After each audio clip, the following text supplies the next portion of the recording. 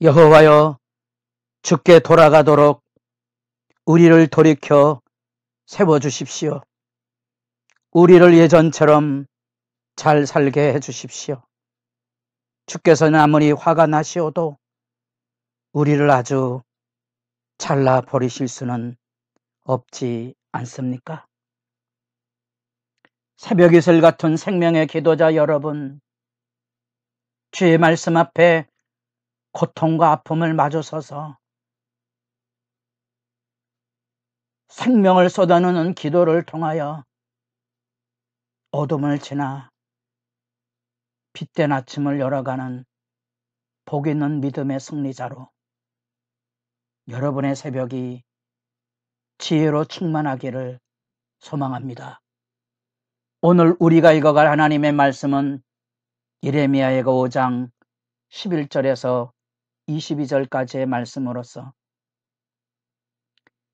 절망의 현실 앞에선 하나님의 백성의 그 마지막 탄원의 기도를 우리가 읽고 있습니다. 코로나 백신 희생자들의 합동 분향소가 이제 철거된다는 이야기를 들었습니다. 우리가 이 사회의 이슈가 되고 문제가 돼서 주목을 받으면 사회 집단의 이익 갈취하는 변질된 모습을 우리가 사회 안에 아프게 지켜보지만, 이렇게 사회에 주목을 받지 못한 사람들은 코로나 백신으로 인하여 자녀를 잃는 것처럼 아픔을 당해도 아무를 항거할 수 없는 삶의 자리에 서야 합니다. 어쩌면 말로 다 할 수 없는 절망이 느껴지는 그런 상황의 보도였습니다. 그렇습니다. 아무도 돌아보아 주지 않습니다. 그게 세상입니다. 교회가 뭐가 다른가? 교회는 기억해 주어야 됩니다. 세상이 욕하고 비난해도 교회는 그 한 사람에 대한 믿음의 유대를 지키고 있어야 되는 것 아니겠습니까? 저와 여러분도 그 누군가에게 우리가 교회를 섬기면서 지 마음에 안 든다고 분쟁과 다툼을 일삼는 것처럼 결혼관계를 열어다가 지 마음에 안 든다고 다투는 싸우는 이 악의 실제를 여러분들이 분별해내셔야 됩니다. 악의 지배로부터 자기를 지킨다는 게 뭔지 예레미야 예가가 생생히 우리에게 보여주고 있습니다. 살아남은 자로 서야 하는 여기 삶의 자리, 굶주림에 시달려 짐승처럼 구걸하며 다녀야 하고, 선지자 임내에 제사장 임내에 떠들던 놈들도 수치와 모욕을 당하는 비참한 현실, 정치판에 떠드는 저 아우성들이 이권을 챙기기 위하여 혈안이 되어 있는 모습을 바라보고 우리가 흘려야 될 눈물이 그러하고, 어쩌면 비열한 자들이 높임을 받음으로 악인들이 득세하는 현장은 세상만이 아니라 경건하다고 말하는 교회당 바닥에서도 곳곳에서 일어납니다. 우리가 할 수 있는 일은 무엇인가? 이 현실의 수치와 그 모멸을 기억해내는 겁니다. 예수님께서 겪으셨던 침뱉음과 멸시와 죽음의 위협과 침뱉음을 우리도 기억할 수 있어야 됩니다. 우리가 부모로서 생명을 걸고 자녀를 양육하지만 때로는 좋은 소리를 듣지 못할 때가 있습니다. 우리가 교회를 향하여 목숨을 걸고 충성하지만 존중을 받지 못하는 일들이 허다하게 일어납니다. 어떻게 이겨내십니까? 어떻게 이야기를 나눠보십니까? 엎드려서 울 수밖에 없는 거지요. 마지막 예레미야 예가의 5장의 19절부터 이어지는 이 애절한 기도가, 하나님이여, 하나님이여, 우리를 영원히 잊으셨습니까? 우리를 잊으셨습니까? 우리를 기억해 주시고,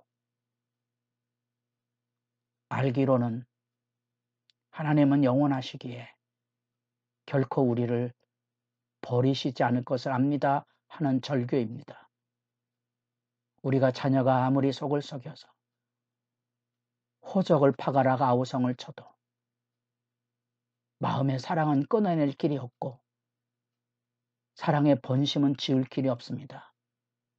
교회를 섬기는 사람들이 주님의 일을 하다고 폼 잡다가 이러한 일을 당하면 그 사람의 본심을 봅니다. 그 사람의 본심이 하나님을 사랑함이었으면 악의 현실을 끌어안고 정결의 자리로 나아가지만 본심이 하나님께 없는 사람들은 세상과 똑같은 뻘짓을 하는 것으로 수치를 드러내고 가려버립니다.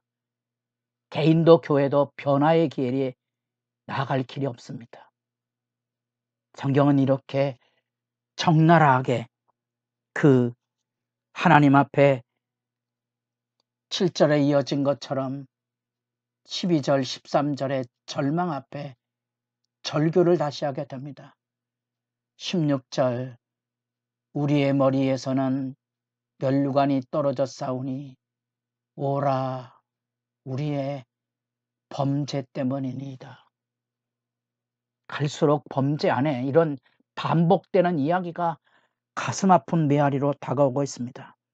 눈물이 메마를 길이었습니다. 모든 것을 잃어버렸습니다. 약속의 땅도, 예루살렘 도성의 영광도, 여기 왕도 면류관을 잃어버리고 두 눈이 뽑혀 짐승처럼 끌려갔습니다. 심지어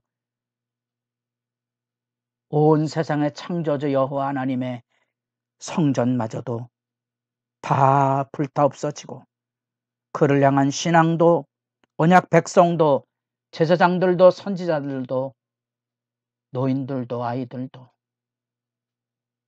다 잃어버렸습니다. 그 마지막 불평과 호소와 탄식을 매듭 지으면서 마지막 호소, 여호와여 주는 영원히 계시오며 주의 보좌는 대대에 일어나니라. 위대한 신앙의 고백이고 하나님 앞에 서 있는 마지막 기도의 희망이고 토대입니다. 여호와여 주는 영원히 계십니다. 하나님은 영원히 다스리시고 그 영광의 보좌는 결코 짓밟혀지지 않았다는 사실.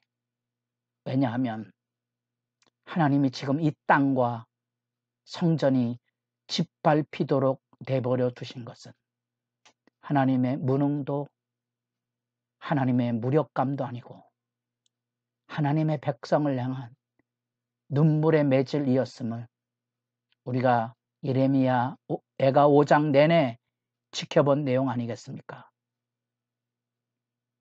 이제는 하나님께 호소합니다. 어찌하여 우리를 버리셨나이까? 어찌하여 예가의 탄원, 우리가 시편의 탄식시에서 곳곳에서 만나는 구절 아닙니까? 어찌하여 매제를 당할수록 하나님의 백성은 하나님께로 가까이 갑니다.